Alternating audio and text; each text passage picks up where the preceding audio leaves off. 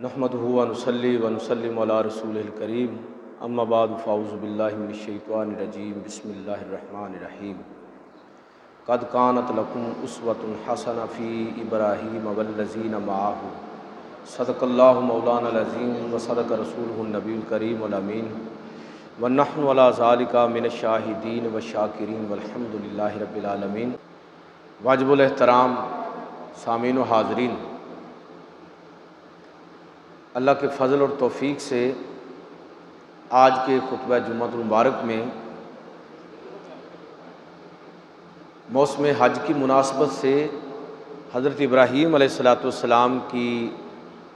سیرت مبارک کے بارے میں چند باتیں عرض کروں گا۔ یہ جو آیت میں نے آپ کے سامنے پڑھی ہے، اللہ تعالیٰ ارشاد فرماتا ہے قد کانت لکم اسوۃ حسنہ فی ابراہیم والذین معہ، کہ بے شک تمہارے لیے ابراہیم علیہ السلام اور جو لوگ ان کی اقتداء کرنے والے ہیں ان کی زندگی اور سیرت کے اندر ایک نمونہ ہے۔ قرآن مجید نے اسوۃ حسنہ کا لفظ یا تو پیغمبر اسلام حضرت محمد صلی اللہ علیہ وسلم کے لیے استعمال کیا ہے، لقد کان لکم فی رسول اللہ اسوۃ حسنہ، اور یا ابراہیم علیہ السلام کے لیے یہ الفاظ قرآن نے استعمال کیے۔ اس سے پتہ چلتا ہے کہ حضرت ابراہیم علیہ السلام کی سیرت جو ہے وہ کتنی مکمل ہے کہ اللہ رب العزت نے رسول اللہ صلی اللہ علیہ وسلم کے علاوہ خاص طور پر توجہ دلائی کہ ابراہیم علیہ السلام کی سیرت کو بھی اہل ایمان خاص طور پر دیکھیں اور اپنے لیے نمونہ بنائیں۔ اچھا، جو سیرت کا اظہار ہے وہ تو ظاہر انسان کی زندگی سے ہوگا نا، تو اس کے لیے قرآن مجید میں ہمیں وہ تمام واقعات دہرانے کی، پڑھنے کی ضرورت ہے کہ جو ابراہیم علیہ السلام کی زندگی کے حوالے سے قرآن نے ذکر کیے ہیں۔ مثلا جن جن آزمائشوں سے آپ گزرے، جو گفتگو ابراہیم علیہ السلام کی اپنے خاندان میں آپ کے چچا آزر کے ساتھ ہوئی، آپ کی گفتگو اور مناظرہ جو آپ کی قوم کے ساتھ ہوا، اور پھر جو گفتگو اور دلائل کا تبادلہ نمرود کے دربار کے اندر ہوا،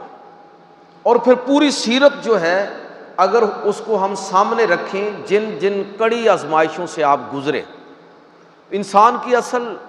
جو شخصیت کا اس کا اظہار کیسے ہوتا ہے؟ بھائی اگر سونے کا چمچ آدمی منہ میں لے کر پیدا ہو تو کوئی صلاحیت ظاہر ہی نہیں ہوتی۔ اس لیے آزمائشیں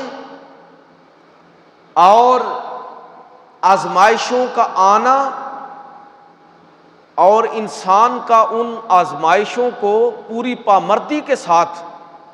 ان کا سامنا کرنا،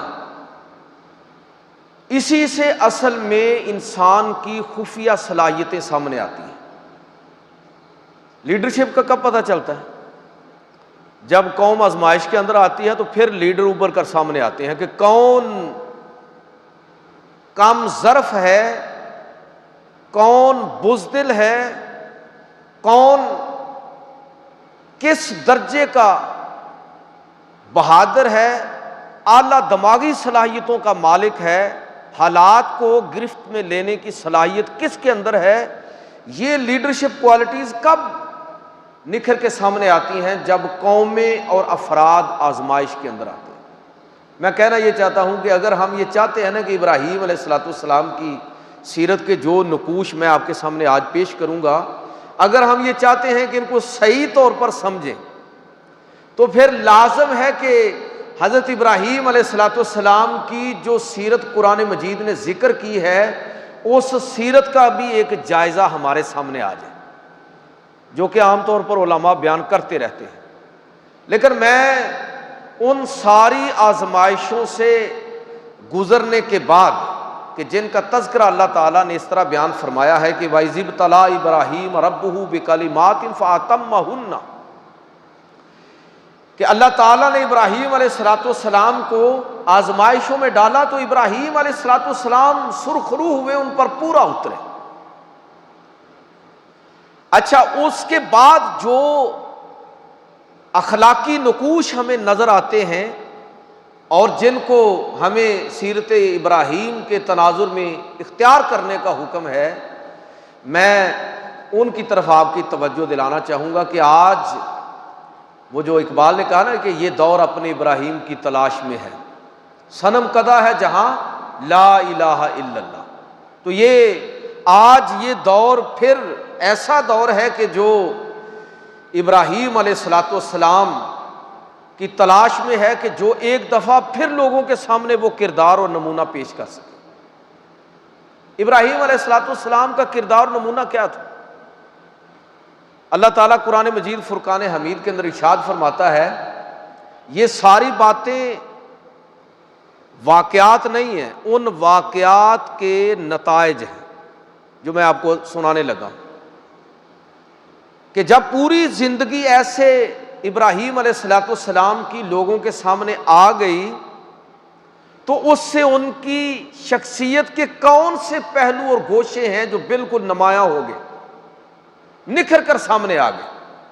اللہ تعالیٰ رسول اللہ صلی اللہ علیہ وسلم کو مخاطب کرتے ہوئے فرماتا ہے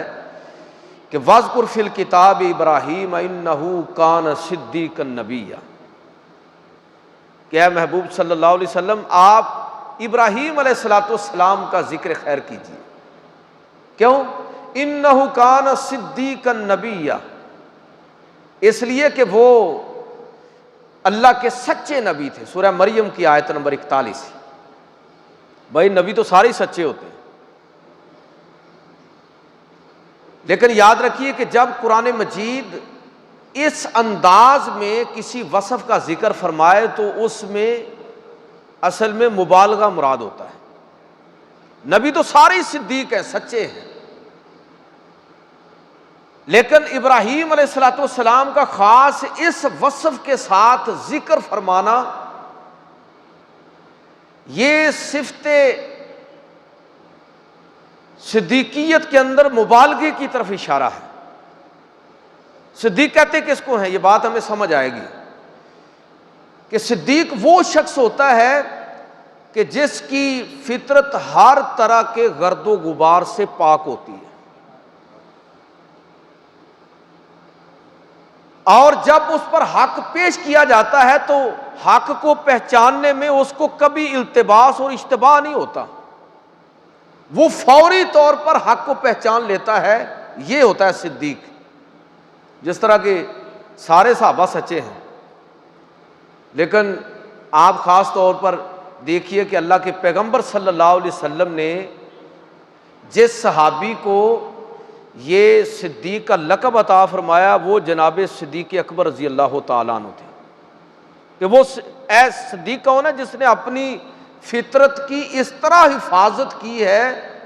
کہ اس پر کسی طرح کا کوئی گرد و غبار نہیں ہے۔ اور حضرت صدیق اکبر فرمایا کرتے تھے کہ قسم بخدا جاہلیت میں بھی میں نے کبھی بت پرستی نہیں کی، جاہلیت میں بھی میں نے کبھی شراب نوشی نہیں کی، جاہلیت میں بھی میں نے کبھی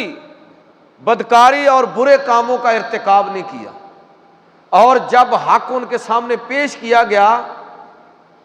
تو انہوں نے فوری طور پر بغیر کسی التباس، اشتباہ اور بغیر کسی ہچکچاہٹ کے فوری طور پر رسول اللہ صلی اللہ علیہ وسلم نے جیسے ہی ان کے سامنے دین کو پیش کیا تو انہوں نے قبول کر لیا۔ تو یہ صدیق ہیں کہ اگر قریش مکہ نے یہ اپنی طرف سے ایک بہت بڑی ان کے لیے آزمائش کھڑی کی کہ تمہارے صاحب یہ دعویٰ کر رہے ہیں کہ وہ تھوڑے سے وقت میں مسجد اقصیٰ اور لامکاں تک ہو کر واپس آ گئے ہیں، اور ذہن میں یہ تھا کہ یہ بات تو یہ ماننے والی نہیں ہے، لیکن حضرت ابوبکر صدیق رضی اللہ تعالیٰ عنہ وہ ہیں کہ ایک لمحے کی تاخیر کے بغیر کہتے ہیں کہ یہ کون سی بڑی بات ہے، میں تو اس سے بھی بڑی بڑی باتوں پر ایمان لاتا ہوں۔ تو اللہ تعالیٰ کے نبی نے ان کو صدیق قرار دیا۔ جناب ابراہیم علیہ الصلوۃ والسلام کا تذکرہ خاص طور پر اس تناظر میں کرنے کا حکم ہے کہ واذکر فی الکتاب، کہ ابراہیم علیہ الصلوۃ والسلام کا ذکر کیجئے، واذکر فی الکتاب ابراہیم انہ کان صدیقا نبیا، سچے نبی۔ تو مطلب یہ ہے کہ ابراہیم علیہ الصلوۃ والسلام ہیں تو سارے نبی سچے، لیکن ابراہیم علیہ الصلوۃ والسلام سچائی کو پہچاننے میں، اس کے ساتھ کھڑا ہونے میں اور اس کی حمایت میں سب سے بڑھ کر ہے۔ اور یاد رکھیے کہ یہ چیز ہر دور کے اندر اس کا امکان میرے اور آپ کے لیے بھی اسی طرح موجود ہوتا ہے۔ میں نے جو آیت پڑھی کہ ابراہیم علیہ الصلوۃ والسلام کی سیرت کو اپنانا ہے، اپنے لیے نمونہ بنانا ہے،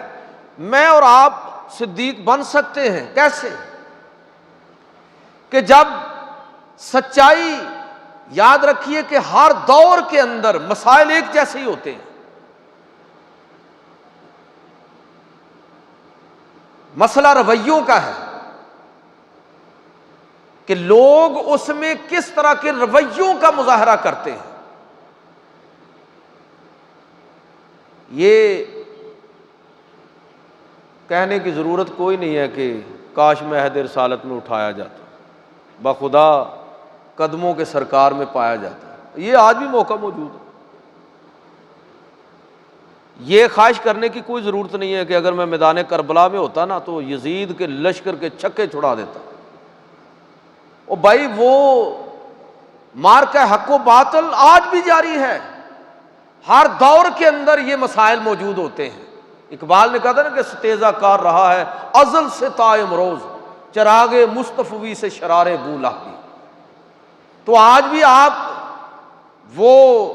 ہمارے گرد و نواح میں ایسے مواقع موجود ہوتے ہیں کہ جب ہمیں حق اور باطل میں سے کسی ایک کو پہچاننے کا، کسی ایک کے ساتھ کھڑے ہونے کا موقع ملتا ہے تو آپ کھڑے ہو جائیے، میں اور آپ سچائی کے ساتھ کھڑے ہو جائیں، صدیقین کی صف میں کھڑے ہو جائیں۔ سچائی ہمیشہ ہمارے دروازوں پر دستک دیتی رہتی ہے، اور بسا اوقات تو ہمارے لیے صرف دستک نہیں دیتی، چیخ و پکار کر رہی ہوتی ہے کہ اگر اب تم نے میرے ساتھ کھڑا ہونے سے انکار کیا تو پھر یاد رکھنا کہ لمحوں کی خطا صدیوں کی سزا ہوگی، نسلیں اس کی سزا پائیں گی۔ ابراہیم علیہ الصلوۃ والسلام کو اللہ تعالیٰ نے خاص اس وصف سے ذکر فرما کے اصل میں ہمارے لیے نمونہ قرار دیا ہے کہ انہ کان صدیقا نبیا، اور تم ان کی صفت صداقت کو اپنی زندگی میں اختیار کرنے کی کوشش کرو، اس لیے کہ قد کانت لکم اسوۃ حسنہ فی ابراہیم، لوگوں تمہارے لیے ابراہیم کی زندگی میں نمونہ ہے۔ آگے چلیے کہ ابراہیم علیہ الصلوۃ والسلام کے بارے میں قرآن مجید نے ایک اور آیت کے اندر بعض ان کے چند اور اخلاقی نقوش،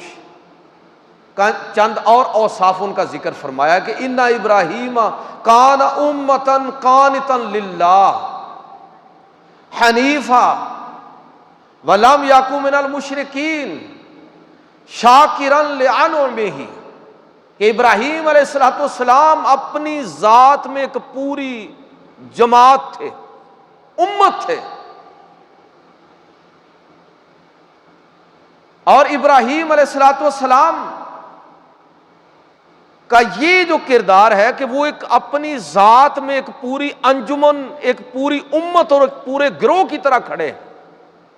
اور ہمیں کیا ہے کہ نمونہ بناؤ ان کو۔ یہ جو ہم زندگی میں کہتے رہتے ہیں جی میں اکیلا تھا، میں کیا کرتا ہوں، تو ابراہیم علیہ الصلوۃ والسلام کی سیرت کو اللہ تعالیٰ نے ہمارے سامنے بیان فرمایا۔ سچائی اور ہدایت، یاد رکھیے کہ سچائی بذات خود ایک بہت بڑی طاقت ہے، بندہ جب سچائی پر کھڑا ہوتا ہے نا تو ہزاروں کا مجمع اس کے سامنے لرزنے لگتا ہے، دفاعی پوزیشن پر ہوتا ہے۔ سچائی بذات خود ایک طاقت ہے، تو پھر تنہا کیسے آدمی ہو گیا؟ جب وہ سچائی کے ساتھ کھڑا ہے تو تنہا کیسے ہو گیا؟ ابراہیم علیہ السلام اپنی ذات میں ایک پوری جماعت اور ایک پوری امت ہیں جن کو اللہ تعالیٰ پوری امت قرار دے رہا ہے۔ یہ ہمارے لیے ہدایت ہے کہ اگر تبدیلی چاہتے ہو تو کوئی یہ نہ کہے کہ میں اکیلا ہوں، سارے بے ایمان ہیں، کرپٹ ہیں، چور ہیں، سارے ادھر ادھر کے۔ نہیں، آپ اکیلے کھڑے ہو جائیے، آپ تنہا کھڑے ہو جائیں، اس اصول پر اور سچائی پر کمپرومائز نہ کریں کہ باقی سارے ایک طرف ہیں۔ آپ کو احساس ہوگا کہ بالآخر آپ ہی اس تبدیلی کی بنیاد بننے والے ہوں گے۔ سارے پیغمبر شروع میں اکیلے ہی ہوتے تھے، لیکن پھر جیسے جیسے بڑھتے گئے قافلہ بنتا گیا۔ تو ابراہیم علیہ السلام کی سیرت۔ دوسری چیز یہ فرمائی کہ قانتا للہ حنیفہ، ابراہیم علیہ السلام حنیف عربی زبان میں کہتے ہیں کہ گمراہی سے منہ موڑ کر حق کی طرف متوجہ ہونے والا، باطل کو چھوڑ کر باطل سے کنارہ کش ہونے والا، حنیفہ۔ ابراہیم علیہ السلام آپ دیکھ لیجئے کہ ان کی پوری سیرت کو ذرا سامنے رکھیں کہ خاندان اگر چھوڑنا پڑا ہے تو کوئی پرواہ نہیں ہے، قوم کے ساتھ مقابلے میں، پوری قوم کے مقابلے میں کھڑا ہونا پڑا ہے۔ یہی ہم کہتے ہیں نا جی، خاندان آپ کی سٹرینتھ ہے، قوم آپ کی سٹرینتھ ہے۔ حکومت کے ساتھ یہ آپ کی طاقت ہے۔ ابراہیم علیہ السلام ٹکرا گئے سبھی کے ساتھ، سچائی پر کمپرومائز نہیں کیا، کھڑے رہے۔ بالآخر اللہ تعالیٰ نے سرخرو ابراہیم علیہ السلام کو کیا۔ یہ ابراہیم علیہ السلام حنیفہ، یکسو اللہ کے لیے، اور پھر ساتھ یہ وصف فرمایا وَلَمْ يَكُن مِّنَ الْمُشْرِكِينَ کہ ابراہیم علیہ السلام وہ تھے کہ جو مشرکوں میں سے نہیں تھے۔ اللہ تعالیٰ کی توحید کا ایسا علم بلند کیا آپ نے کہ اللہ تعالیٰ کی ذات، اللہ تعالیٰ کی صفات، اللہ تعالیٰ کی عبادت، اللہ تعالیٰ کے افعال کے اندر کسی دوسرے کو شریک کرنے کا کوئی شائبہ تک نہیں آپ کی سیرت کے اندر۔ اور آپ دیکھیے کہ ابراہیم علیہ السلام تو اس معاملے میں اگر میں یہ الفاظ استعمال کروں کہ ابراہیم علیہ السلام اعلیٰ درجے کے موحد اور مبالغہ آمیز حد تک توحید پرست تھے، یکتا پرست تھے، تو اس میں کوئی دو رائے نہیں ہوگی کہ وہ سوال جو اللہ سے کیا جا سکتا ہے، بھئی اللہ تعالیٰ وہ ہے کہ اگر اس سے نہ مانگے تو ناراض ہوتا ہے کہ مانگا کیوں نہیں ہے۔ جب میں نے اعلان کر رکھا ہے کہ مجھ سے ہی مانگنا ہے اور تمہاری روزانہ تمہاری تربیت یہ ہے کہ ایاک نعبد و ایاک نستعین، تو پھر کیوں نہیں مانگا؟ کہ جب کہ اعلان یہ ہے کہ تمہاری ہر دعا قبول کروں گا، اگر تمہارے حق میں اس دعا کو قبول نہ کیا گیا تو ذخیرہ کر لی جائے گی آخرت کے لیے، اور اگر تمہارے حق میں اس طرح وہ دعا قبول نہ ہوئی تو اس کا کوئی متبادل تمہیں دے دیا جائے گا، تو پھر کیوں نہیں مانگا تم نے؟ وہ ناراض ہوتا ہے۔ لیکن یہ شاید یہ بات ابراہیم علیہ السلام ظاہر ہے کہ اس بات کو تو جانتے ہیں، لیکن ان کا جو عقیدہ توحید ہے وہ، اور ان کا جو اللہ پر توکل ہے، اس کا مقام اور مرتبہ اور اس کا درجہ کیا ہے، کہ ابراہیم علیہ السلام زبان سے اس طرح کے سوال کو بھی اللہ تعالیٰ پر ایمان کے لیے حوالے سے ایسے مناسب نہیں سمجھتے۔ امام راضی نے تفسیر کبیر کے اندر یہ واقعہ لکھا ہے کہ جب نمرود نے حضرت ابراہیم علیہ السلام کو آگ میں جلانے کا حکم دیا کہ آگ کے اندر ڈال دیا جائے، تو جو فرشتے ڈیوٹی پر تھے انہوں نے ابراہیم علیہ السلام سے کہا کہ ہمارے لائق کو حکم ہو تو آپ فرمائیے۔ ظاہر ہے کہ آزمائش کی گھڑی ہے، اور فرشتوں نے بھی اللہ کے حکم سے ہی کہا ہوگا کہ آپ ہمارے لائق کو حکم ہے تو بتائیے۔ تو حضرت ابراہیم علیہ السلام سے جب یہ کہا گیا تو آپ نے فرمایا نہیں، جبریل امین آ گئے، اے ابراہیم، یا ابراہیم حل لک حاجت، اے ابراہیم علیہ السلام کوئی حاجت ہو تو فرمائیے۔ ابراہیم علیہ السلام نے اس موقع پر جو فرمایا وہ یہ تھا کہ حسبی من سؤالی علمہ بحالی،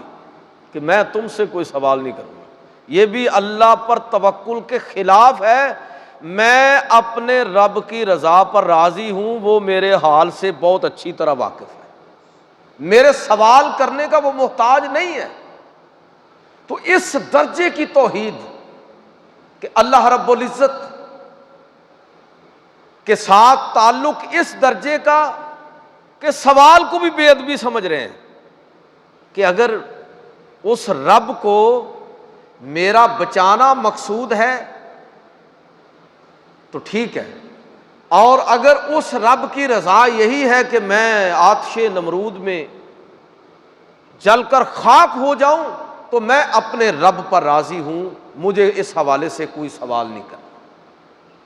تو ابراہیم علیہ السلام میں جو بات کہنا چاہ رہا ہوں کہ ابراہیم علیہ السلام یہ توحید، یہ عقیدہ توحید زندہ قوت تھی جہاں میں یہی توحید کبھی اقبال کہتے ہیں۔ آج کیا ہے؟ فقط ایک مسئلہ علم کلام، آج کل ہم نے اس کو ایک میٹا فزیکل موضوع اور ایک مابعد الطبیعاتی بحث بنا کے رکھ دیا ہے۔ ہمارا عملی زندگی پر اس کے اثرات کیا ہونے چاہیے، یہ ابراہیم علیہ السلام سے کوئی سیکھے یا سمجھے۔ تو حضرت ابراہیم علیہ السلام اس انداز میں اللہ تعالیٰ کی ذات پر ایمان رکھنے والے،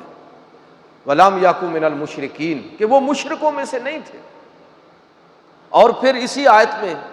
ان کا ایک وصف تیسرا یہ بھی ذکر فرمایا کہ شاکرن لِأَنْعُمِهِ، کہ ابراہیم علیہ السلام اللہ کی نعمتوں پر انتہا درجے کا شکر ادا کرنے والے، شکر ادا کرنے والے۔ اللہ تعالیٰ کو یہ بات بڑی پسند ہے کہ اس کے بندے اس کا شکر ادا کریں، اور اس کا اعلان ہے کہ وَلَئِن شَكَرْتُمْ لَأَزِيدَنَّكُمْ، اے لوگو اگر تم شکر ادا کرو گے میں تمہیں اور زیادہ عطا فرماؤں گا اور تمہیں نوازوں گا۔ جب اللہ تعالیٰ نے، یہ مسند احمد کی روایت ہے، حدیث نمبر 21232، حضرت ابی بن کعب رضی اللہ تعالیٰ عنہ اس حدیث قدسی کے راوی ہیں کہ جب اللہ تعالیٰ نے مخلوق کو پیدا کیا تو آدم علیہ السلام کے سامنے ان کی ساری ذریت کو پیش کر دیا کہ یہ ہے آپ کی کل اولاد۔ تو حضرت آدم علیہ السلام نے دیکھا کہ ان میں سے کوئی امیر ہے، کوئی غریب ہے، کوئی کالا ہے، کوئی سفید ہے، کوئی چھوٹے قد کا ہے، کوئی بڑے قد کا ہے، کوئی خوبصورت ہے، کوئی کم خوبصورت ہے، فرق ہے۔ تو اللہ تعالیٰ کی بارگاہ میں عرض کی کہ رب لولا سویت بین عبادک، اے اللہ تو نے اپنے بندوں کو برابر کیوں نہیں کر دیا؟ یہ خواہش کی آدم علیہ السلام نے۔ تو اللہ تعالیٰ نے آگے سے آدم علیہ السلام کو جواب دیا کہ یہ میں نے اس لیے نہیں کیا، انی احببت ان اشکر، اس لیے کہ میں پسند کرتا ہوں کہ اس عدم تفاوت کی وجہ سے لوگ میرے لیے شکر گزاری کے جذبے کے ساتھ میری بارگاہ میں جھکیں، جن کو میں نے زیادہ دیا ہے وہ شکر ادا کریں کہ اللہ تو نے ہم پر حسن و جمال کی صورت میں، صحت اور تندرستی کی صورت میں قد کاٹ کی صورت میں، اے اللہ تو نے ہم پر رنگ کی صورت میں، وہ خاص طرح کی ہمیں رنگت عطا فرما کے، حسین و جمیل بنا کے، مال اور دولت کی صورت میں نعمت عطا فرما کے، اعلیٰ تندرست ذہین فتین اولاد دے کے، نیک بیویاں دے کے، گنتے چلے جائیں، تو یہ ساری نعمتوں کا جب وہ تصور کرے تو اللہ تعالیٰ کا شکر ادا کرے۔ اور جس کو ان میں سے کوئی چیز کم دی گئی ہو وہ اس پر صبر کرنے کے ساتھ شکر گزاری کا جذبہ اپنے اندر پیدا کرے کہ یا الہی اور کتنے ہیں کہ جن سے تو نے ہمیں برتر رکھا ہے، اور اگر وہ بالکل نیچے ہو تو تب بھی اس صبر پر، اس آزمائش پر صبر کر کے شکر گزاری کے جذبے کے ساتھ اللہ کی بارگاہ میں جھکے۔ تو یہ فرق اللہ تعالیٰ نے اس لیے رکھا تاکہ لوگوں کے اندر شکر گزاری، صبر، برداشت کے اوصاف پیدا ہوں، اور یہی اوصاف اصل میں، یہی کرداری اوصاف، یہی اخلاقیات ان کے لیے اجر و ثواب کا باعث ہوں گے، جنت میں ان کے داخلے کا سبب ہوں گے۔ تو آپ دیکھیے کہ حضرت ابراہیم علیہ الصلوۃ والسلام، اللہ تعالیٰ نے ان کے اندر یعنی ان کی سیرت کو اپنانے کا ہمیں حکم دیا ہے، تو دیکھیے کہ وہ کس طرح اللہ کے شکر گزار تھے کہ جتنی آزمائشیں آئیں، آج یہ موضوع آزمائشیں نہیں ہیں لیکن وہ آپ ان سے آگاہ ہیں کہ ابراہیم علیہ الصلوۃ والسلام وَإِذِ ابْتَلَىٰ إِبْرَاهِيمَ رَبُّهُ بِكَلِمَاتٍ فَأَتَمَّهُنَّ، کہ ابراہیم علیہ الصلوۃ والسلام کو ہم نے آزمائشوں میں ڈالا تو وہ ان پر پورا اترے، وہ خاندان، قوم، حکومت سب سے ٹکراؤ، اور یہ آزمائشیں، مال و دولت کے اندر کمی، پھر بڑھاپے میں پہنچ گئے اور اولاد نہیں ہے، یہ ساری آزمائشیں، ہر حال میں ابراہیم علیہ الصلوۃ والسلام اللہ کے شکر گزار بندے بن کر رہے، اور جب اللہ تعالیٰ نے ان کو بڑھاپے میں اولاد عطا فرمائی تو ان کی شکر گزاری کے جو الفاظ ہیں وہ تو قرآن مجید میں اللہ تعالیٰ نے ذکر فرمائے، الحمدللہ الذی وہب لی علی الکبر اسماعیل و اسحاق، کہ تمام تعریفیں اس اللہ کے لیے ہیں، حمد و ثنا ہے جس نے بڑھاپے کی حالت میں اسحاق اور اسماعیل علیہ السلام کی صورت میں اولاد عطا فرمائی۔ تو یہ ابراہیم علیہ الصلوۃ والسلام، ہمیں کیا حکم ہے کہ تم ابراہیم علیہ الصلوۃ والسلام کی سیرت کو اپنے لیے نمونہ بنا لو، اور ابراہیم علیہ الصلوۃ والسلام اللہ کے انتہا درجے کے شکر گزار بندے ہیں۔ تو میرا اور آپ کا یہ فرض بنتا ہے کہ ہم اپنے آپ کو سنت ابراہیم، ملت ابراہیم پر سمجھنے والے ابراہیم علیہ الصلوۃ والسلام کی سیرت کو اپنے لیے نمونہ بنائیں۔ ایک اور آیت جس میں حضرت ابراہیم علیہ الصلوۃ والسلام کے 3 اوصاف کا تذکرہ ہے کہ ابراہیم علیہ الصلوۃ والسلام ان ابراہیم لحلیم اواہ منیب، کہ ابراہیم علیہ الصلوۃ والسلام وہ عظیم شخصیت ہیں، لحلیم بردبار ہیں، اواہ رحیم المزاج ہیں، منیب رقیق القلب ہیں۔ میں کہتا ہوں یہ تینوں اوصاف اگر ہم اپنے اندر پیدا کر لیں تو یہ جو خاندانوں کے اندر انتشار ہے، جو ہمارے سماج کے اندر انتشار ہے، اس افراتفری سے اپنے آپ کو ہم بچا سکتے ہیں۔ کہ ابراہیم علیہ الصلوۃ والسلام، اللہ تعالیٰ فرما رہا ہے کہ ان ابراہیم لحلیم، حلیم کس کو کہتے ہیں؟ بردبار، جو بدی کرنے والے سے بھی بدلہ لینے میں جلدی نہیں کرتا، موقع دیتا ہے، اس کے حق میں دعا گو ہوتا ہے، اس کی ہدایت کا طلبگار ہوتا ہے۔ اگر آپ نے یہ پورا واقعہ اور مکالمہ پڑھنا ہو تو سورہ مریم کے اندر آیت نمبر 42 تا 46، ابراہیم علیہ الصلوۃ والسلام نے اپنے چچا آزر کو جب توحید کی دعوت دی تو کس طرح جو چچا ہے جو لاٹ پادری کہہ لیجئے، جو اس وقت کا بڑا مذہبی رہنما، سب سے بڑا پجاری،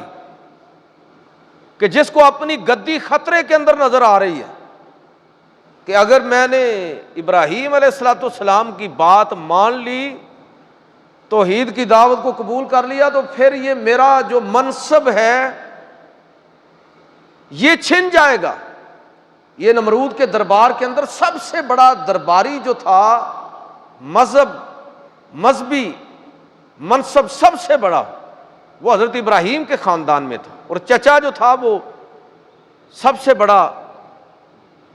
وہاں کا سب سے بڑا جو مذہبی رہنما وہ یہی تھا، آزر تھا۔ میں اکثر یہ بات کہا کرتا ہوں کہ جب یہ مبلغین جو دعوت دینے والے ہیں،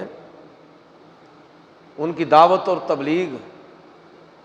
اگر میٹھی میٹھی چلتی رہے نا تو کسی کو کوئی اعتراض نہیں ہوتا، لیکن یہ دعوت جب نظام کی تبدیلی کی بات شروع ہو جائے نا تو پھر اصل میں بڑا خطرہ پیدا ہوتا ہے، کہ جب مبلغ اور داعی یہ کہے کہ یہ نظام معاشرت تبدیل کر دو، یہ نظام سیاست تبدیل کرو،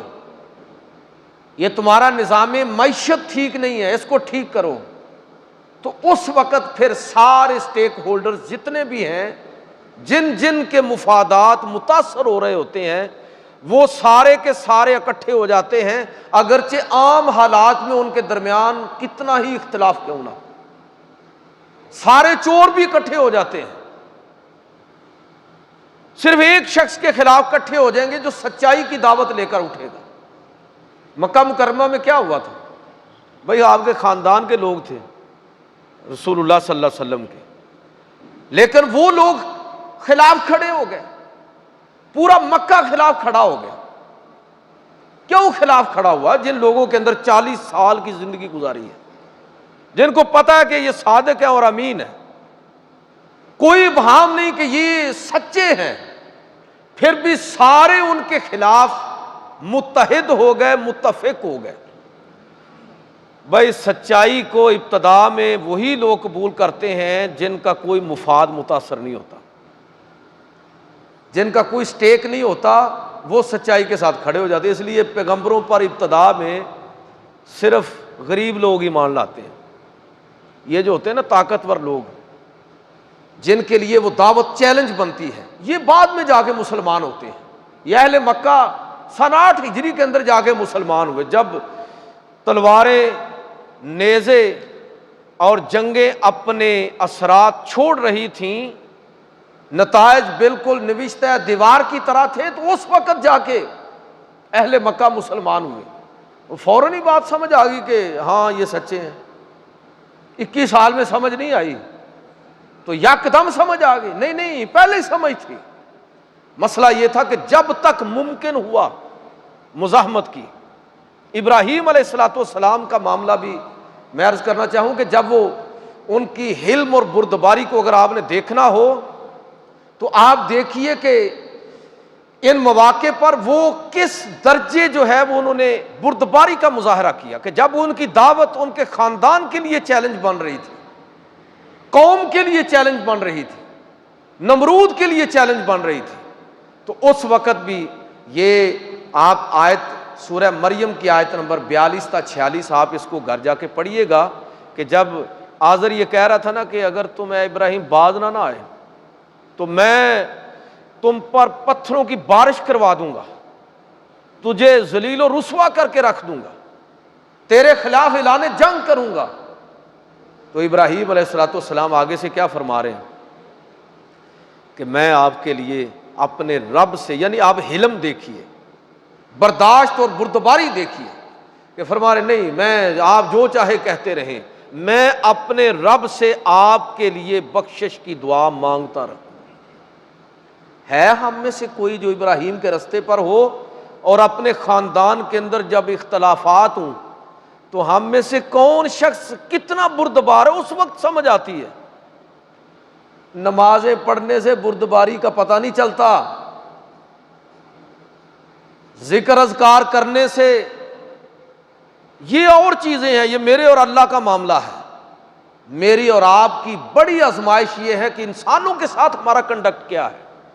یہ خاندانوں میں انتشار کیوں ہوتا ہے؟ برداشت ہی کوئی نہیں ہے، ایک دوسرے کے لیے سپیس ہی کوئی نہیں چھوڑتا،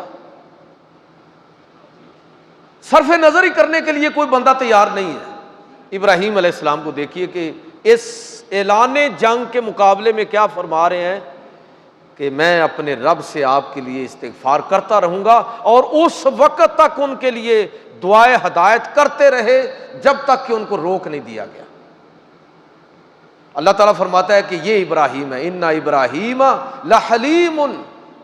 کہ ابراہیم علیہ السلام وہ حلیم ہے، انتہائی بردبار، اور فرمایا کہ اواہ، ابراہیم علیہ السلام رحیم المزاج، انتہا درجے کے رحیم المزاج، اس درجے کے رحیم المزاج کہ جب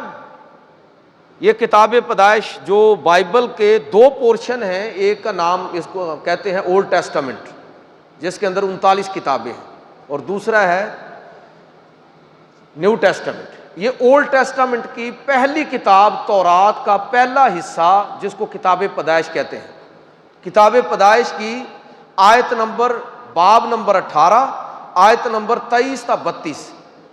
اس کے اندر ابراہیم علیہ السلام کا اللہ تعالیٰ کے ساتھ ایک کہہ لیجئے کہ مکالمہ یا مجادلہ ہے، کہ جب اس سے ہمیں پتہ چلتا ہے کہ کتنے رحیم المزاج تھے،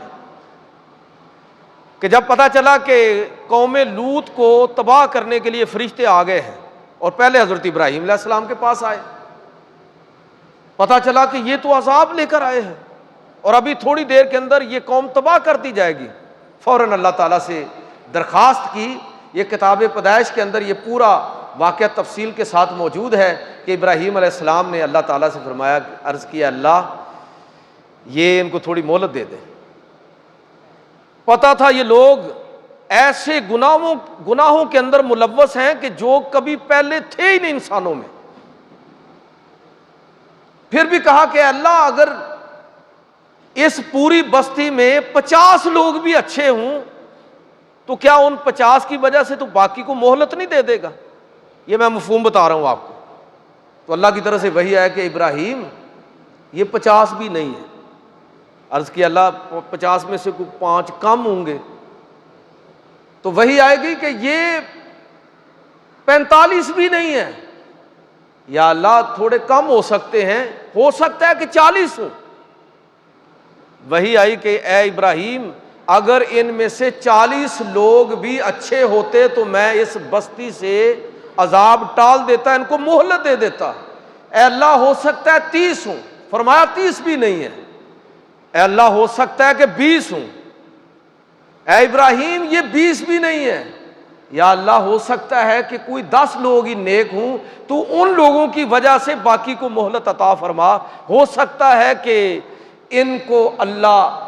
کو ہدایت نصیب ہو جائے۔ تو اللہ تعالیٰ کی طرف سے وحی کی گئی کہ اے ابراہیم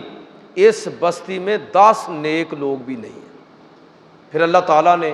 اس بستی کو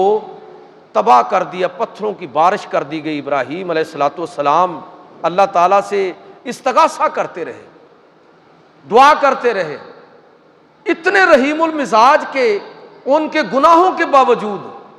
2 باتیں سمجھ آتی ہیں۔ ایک تو یہ بات سمجھ آتی ہے کہ ابراہیم علیہ السلام کتنے رحیم المزاج تھے، اور ہمیں حکم ہے کہ ان کی سیرت کو اپناؤ۔ یاد رکھیے کہ اگر حضور صلی اللہ علیہ وسلم کی ایک حدیث ہے کہ کسی بندے کے اندر اگر رحم ختم ہو جائے نا تو بندہ ختم، بندہ ختم۔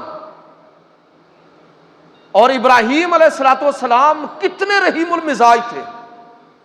کہ یا اللہ اگر 50 45 40 30 20 10 بھی ہوں تو تب بھی تو ان کو مہلت عطا فرما دے۔ یعنی اتنا مجادلہ اور مکالمہ اللہ کے ساتھ ہو رہا ہے، یہ آپ کے رحیم المزاج ہونے کی بہت بڑی ایک کہہ لیجیے کہ شہادت ہے جو بائبل کے اندر موجود ہے۔ پتہ چلا کہ اگر ہم ابراہیم علیہ السلام کی سیرت کو اپنانا چاہتے ہیں تو یہ وصف ہمیں اپنے اندر پیدا کرنا چاہیے، لوگوں سے رحم کے ساتھ پیش آنا چاہیے۔ دوسری بات یہ بھی سمجھ آئی کہ اللہ تعالیٰ بستیوں سے عذاب کو ٹالتا ہے اگر اس میں نیک لوگ، اس لیے نیک لوگوں کی قدر کرنی چاہیے، مذاق نہیں اڑانا چاہیے۔ اور آج کے دور میں ہمیں بھی دیکھنا چاہیے کہ ابراہیم علیہ الصلوۃ والسلام کی ملت سے ہیں، ان کے رستے پر ہیں، ان کو سیرت کو اپنانے کا حکم ہے۔ اپنے آپ کو دیکھیں کہ یہ اللہ کا عذاب ٹلا ہوا ہے تو اس مہلت کو اپنے لیے غنیمت جانے۔ ویسے اتنا ٹلا بھی نہیں ہوا، جس آزمائش کے اندر یہ امت پڑی ہوئی ہے پاکستان کی قوم، اس کا کوئی دوسرا ذمہ دار نہیں، ہم خود ذمہ دار ہیں۔ ہم میں سے ہر شخص، معافی چاہتا ہوں، حسب توفیق بے ایمان ہے۔ بس وہی آدمی ایماندار ہے جس کو موقع میسر نہیں ہے۔ آپ دفتروں میں چلے جائیں،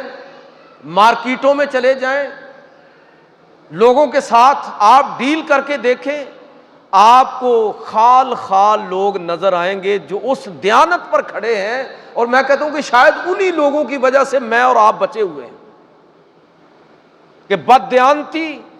اور مس کنڈکٹ کس درجے کا ہے کہ اللہ کا عذاب آنا چاہیے، شاید ان لوگوں کی وجہ سے، ان چند سو چند ہزار لوگوں کی وجہ سے ہمیں مہلت ملی ہوئی ہے۔ ہم اس مہلت کو اپنے لیے غنیمت جانیں، اپنے آپ کو ٹھیک کریں۔ اللہ تعالی ہمیں معاف فرمائے کہ کس طرح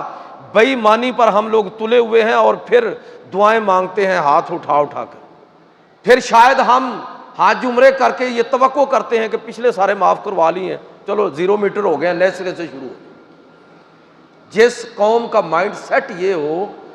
میں اکثر عرض کیا کرتا ہوں کہ عبادت کا تصور ہی جن کا صحیح نہ ہو، جن کو پتہ ہی نہیں ہے کہ وہ عبادت سمجھ رہے ہیں کہ نماز، روزہ، زکوٰۃ، حج یہ عبادت ہے۔ او بھائی، یہ عبادت میں ہماری پوری زندگی کو عبادت میں تبدیل کرنے کی تربیت ہے۔ یہ مطلوب اور مقصود ہے نماز، روزہ، زکوٰۃ، حج۔ لیکن کیا یہ ظاہری طور پر اس طرح پرفارم کر لینا،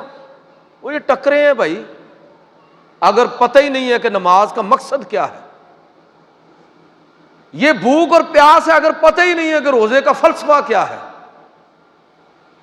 یہ تیرتھ یاترا کی طرح ایک یاترا ہے حج، اگر یہ پتہ ہی نہیں ہے کہ حج اصل میں ہماری اخلاقی تربیت کس طرح کرتا ہے۔ میں کہنا یہ چاہتا ہوں کہ اگر ہم واقعتاً ابراہیم علیہ الصلوۃ والسلام کی ملت سے ہیں اور ان کے رستے پر ہیں، ان کے اخلاق اور کردار کو اپنانے کا ہمیں پابند بنایا گیا، تو پھر خدا کے لیے یہ اوصاف اپنے اندر پیدا کریں۔ فرمایا کہ ابراہیم منیب رقیق القلب ہیں، تو یہ سارے اوصاف ابراہیم علیہ السلام کے اللہ تعالیٰ مجھے اور آپ کو عمل کی توفیق عطا فرمائے۔